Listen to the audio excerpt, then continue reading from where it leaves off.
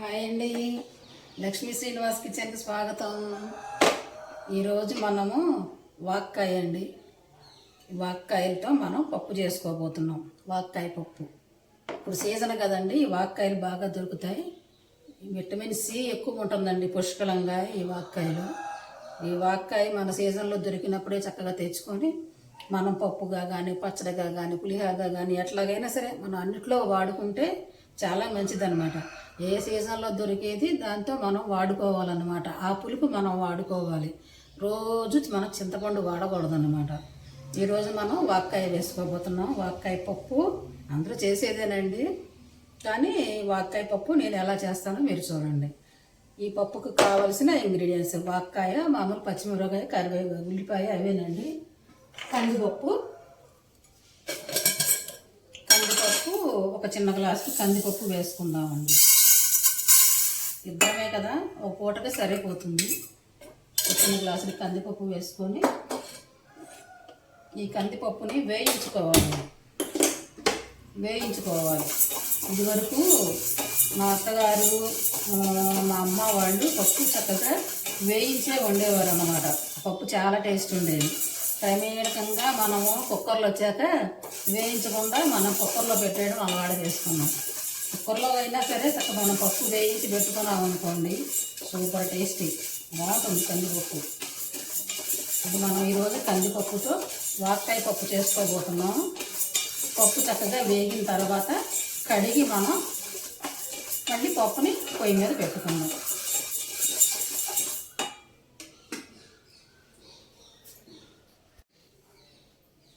ఇదిగోనండి, ఇది కందిపప్పు, కడిగేసుకున్న కందిపప్పు అండి.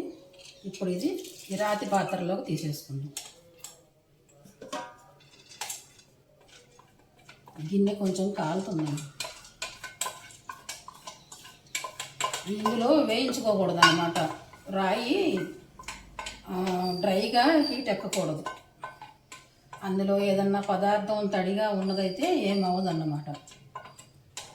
డ్రైగా హీట్ ఎక్కిందనుకోండి రాయి పగిలిపోతుంది.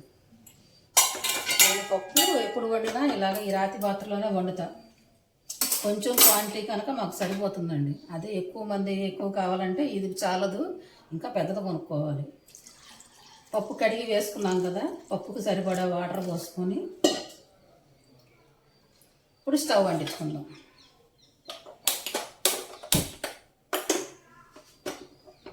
ఇది కూడా ఓవర్ హీట్తో బాగా ఉడికించకూడదండి. కొంచెం మీడియం ఫ్లేమ్లో పెట్టుకోవాలి. కానీ కొంచెం వేడెక్కడం కొంచెం కష్టం అవుతుంది, కానీ తొందరగా వేడెక్కదు. వేడెక్కిందంటే కనుక అన్ని పాత్రల కన్నా స్పీడ్గా ఉడుకుద్దండి.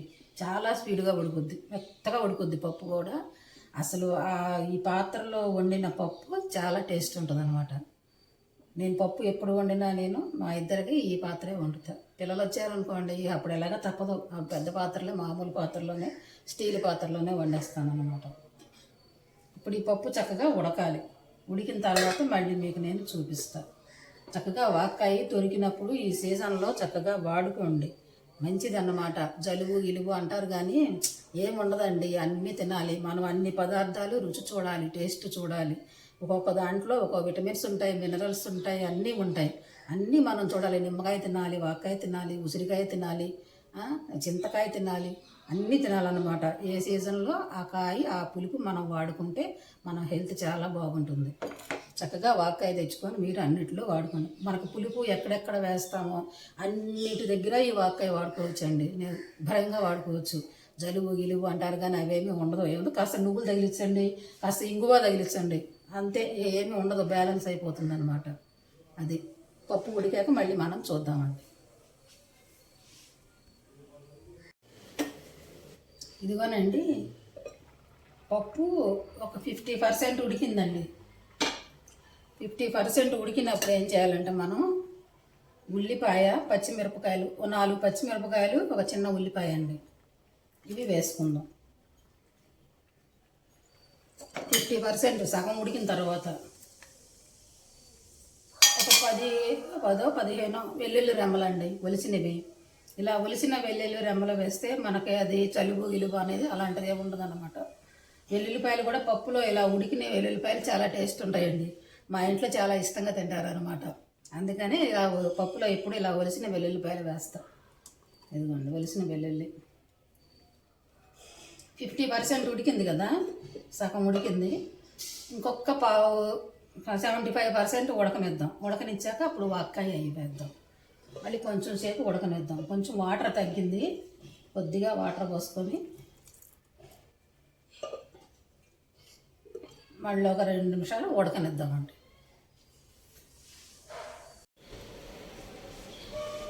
ఇదిగోనండి పప్పు చక్కగా ఉడికిందండి, ఉడికిపోయింది. ఇప్పుడు మనం ఇందులోకి ఈ వాక్కాయలు వేసేసుకుందాం.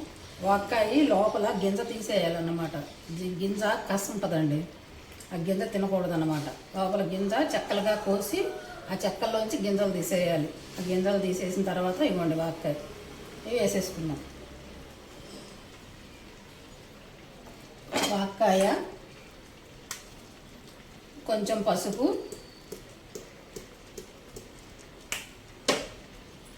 కొంచెం కారం,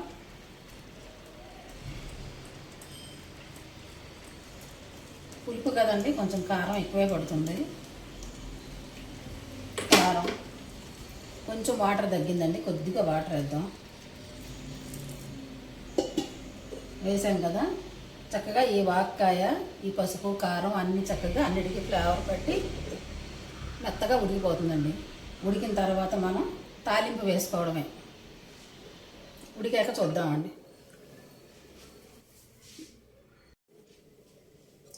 ఇదిగోనండి పప్పు చక్కగా ఉడికిపోయిందండి. ఇందులో కొంచెం ఉప్పు వేసుకొని మనము మెదుపుకుందాం. కొంచెం ఉప్పు, రుచికి సరిపడా ఉప్పు.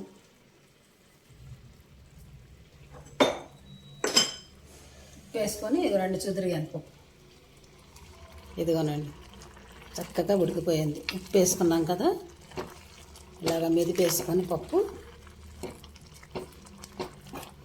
వాక్కాయ పప్పు చక్కగా ఇలా మెదిపేసి మనం ఈ పప్పుని తాలింపు వేసుకుందాం. 2 తాలింపు వేసుకుందాం. ఇదిగోనండి తాలింపు వేసుకుందాం. కొంచెం ఆయిల్ వేసుకున్నాం, 1 స్పూను నెయ్యి వేసుకుందాం. పప్పులోకి ఎప్పుడు నెయ్యి తాలింపు బాగుంటుందండి. మన ఇంటిల్లి బాది 1 స్పూను నెయ్యితో తినేయచ్చు అన్నమాట. ఇంకా మళ్ళీ మనం అన్నంలో వేసుకోవాల్సిన అవసరం ఉండదు. లేదంటే మళ్ళీ ఒక్కొక్కరు 1 స్పూను మళ్ళీ అన్నంలో వేసుకోవాల్సి వస్తుంది. ఇలా వేసుకున్నాం అనుకోండి, మనకి పప్పు అంతా నెయ్యి చక్కగా పట్టుతుంది. ఇంక నెయ్యి అవసరం ఉండదు. కాగిందండి నూనె. ఆవాలు, జీలకర్ర, మినపప్పు, ఎండుమిర్చి వేసుకుందాం.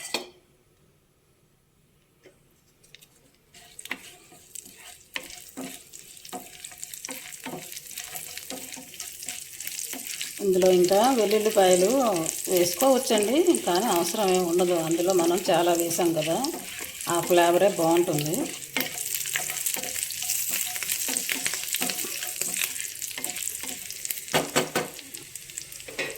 కొంచెం చిటికెడు ఇంగువ వేసుకుందాం.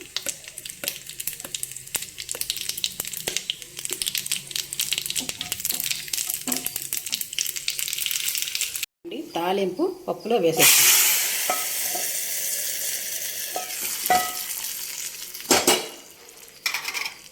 అయిపోయిందండి. నా దగ్గర కరివేపాకు లేదండి, అందుకే వేయలేదు. మీరు కరివేపాకు వేసుకోండి, బాగుంటుంది. అయిపోయిందండి పప్పు, వాక్కాయ పప్పు. సూపర్ పప్పు, టేస్టీ పప్పు అండి. రాతి పాత్రలో ఉడికిన పప్పు ఇంకా టేస్ట్ ఉంటుందన్నమాట. చక్కగా నచ్చితే మీరు కూడా ఇలానే చేసుకోండి. లైక్ చేయండి, సబ్స్క్రైబ్ చేసుకోండి. కొత్త వాళ్ళు అయితే నచ్చితే మీరు కూడా ఇలానే చేసుకోండి. Thank you.